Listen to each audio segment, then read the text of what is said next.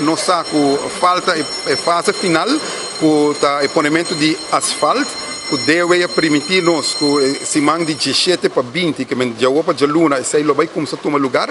Uma vez que sei está claro, falta alguns detalhes, escola, a mandar-nos uma carta, você escolhe a caibo de escola, que se mande de 20 para 28 de setembro não quer mudar. Pois agora nós, como ministro e governo responsável, alargar a hyra na fato que bom, você também não tem que cancelar a cabo, você não quer que nós logra de custas, mas alargar isso para 27 dias mais. Pois agora se turcos cana bom,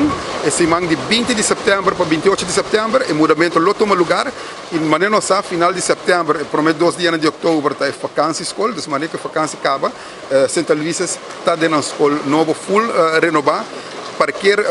Espelho terreno full asfaltado, tem um problema de deságua aí dentro, se não está corda escola, ora a água chove, está virando uma piscina, e as tuas aí, mas está trabalhando bem nível, a água também sai ali para riba, com asfalto novo, e alocar também, para prometer viajar,